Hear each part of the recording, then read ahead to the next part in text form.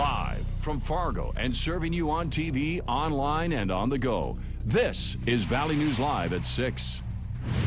It's a packed house at Herd 'n Horns. Here's a live look as Bison fans anxiously await to see where Carson Wentz ends up being drafted to. Good evening and thanks for joining us. We're less than an hour or so away from learning if former NDSU star player Carson Wentz will end up being drafted number 1 or number 2 in the first round tonight. We're hoping number 1. Yes. Valley News Team's Cornelius Hawker is at the Herd 'n Horns in the thick of it all, and he's been hearing from some diehard Bison fans. Cornelius, what are they saying about what's happening tonight? Hey, Mike and Andrea. Bison fans are saying everything from how they want the draft to already start. Carson Wentz actually just popped up on the screen and the crowd went wild. And they're also telling me that they're super proud of Carson Wentz and they cannot wait to see, oh, there he is. He's on right now. Anyway, I talked to a self-proclaimed super fan. He's known as the Icon. And here's what he had to say about Carson Wentz being up for the NFL draft. Well, you know, Carson Wentz, I've known him since he was playing in Bismarck. I've been a Bison fan of his, and I'm a big Bison fan. He's going to go 1 or 2, and it's the best thing to happen in North Dakota in a long time. I know it's for the best. Now make sure you stick around for the sports portion of our newscast. Beth Hull's there at the NFL draft, and she's going to have all the highlights for you. Andrea, Mike, back to you. All right, thanks. Wentz isn't the only North Dakotan in the draft. Former Shanley High School football player and Missouri lineman Connor McGovern is projected to go in the middle rounds by most draft analysts. McGovern says it's pretty cool that there are 2 guys from North Dakota in this year's draft. And make sure you tune over to KX4 at 6:30 for a special Wentz Watch coverage. Meanwhile, we caught up today with some super fans at the Fargo Post Office who are placing orders for a plaque that features Carson Wentz and commemorates this past year's historic season of Bison football. They're taking orders for the plaques over the next 2 weeks. Not a bad Thursday for a draft. It was rather warm and we finally saw some sun here in the valley. Let's head right over to Hutch Johnson to see what tonight will look like. Hutch? Well, things are heating up weather-wise, and indeed, as promised, it was a little drafty today. Those winds from the northeast up to and over 20 miles per hour at times. The coolest weather down to the south where the clouds are thicker, and there have been a few showers south of Sisseton today. But most of that drying up, and it's focusing more on the Twin Cities, where the Twins baseball team would have trouble playing on soggy fields. With wet weather like that expected to continue. For us, not wet. We'll see high clouds out there as temperatures slip into the 40s later tonight.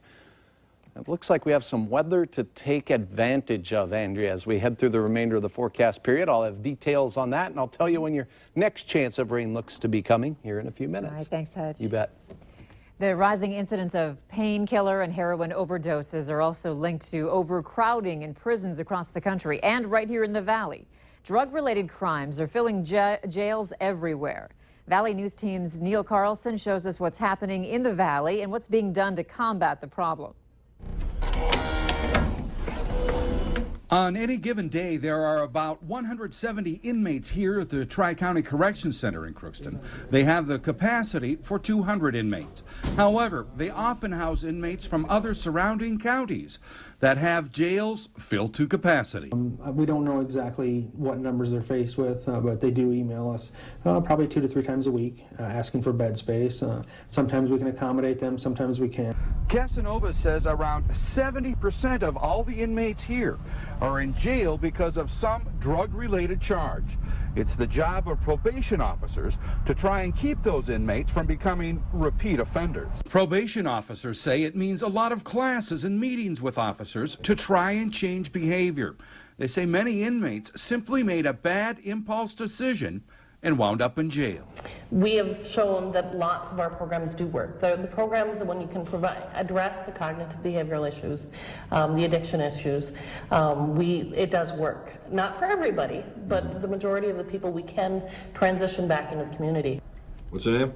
However, she says it's tougher to change the behavior of more and more inmates who face addictions to painkillers and heroin. And once you're addicted, there's a physical and mental addiction that is extremely difficult to get through the process of getting out of. And despite rising numbers of those hard drug inmates, Lieberg says they're currently seeing state funding cuts to programs used to treat them. In Crookston, Neil Carlson, Valley News Live. The Grand Forks County Jail is also getting requests to house inmates from surrounding counties whose jails are full. And the Cass County Jail in Fargo often runs near capacity and may be requesting an addition to its facility in the near future. A pregnant woman from North Dakota has tested positive for the Zika virus. It's the first confirmed case in the state.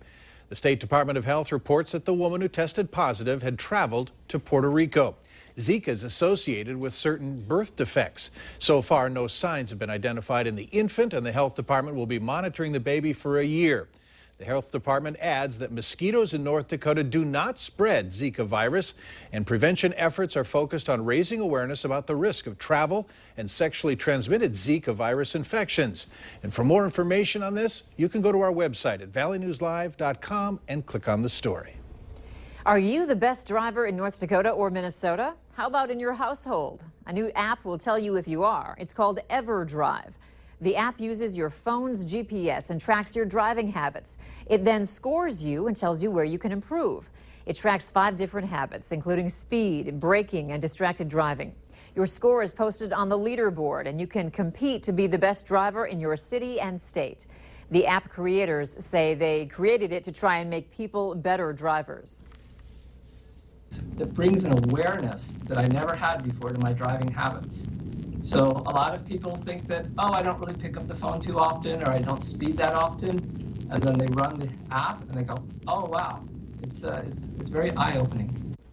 The creators say they will not share your results with police or insurance companies. To find out more about this app and the nationwide contest that's going on right now, click on this story at valleynewslive.com. In the first 120 days of 2016, there have been 100 fatalities on Minnesota roads. That's according to the Minnesota Department of Public Safety. Of those 100 fatalities, 6 were motorcyclists, 12 were pedestrians, and 1 was a bicyclist. There were 411 fatalities total in 2015. 2015 was the first time in 5 years that the death toll was over 400. So far this year, Minnesota is well on pace to reach or even surpass that number. The DPS reminds drivers to focus on the road and to not get distracted while driving, whether it's texting, speeding, or drinking alcohol before getting in the car.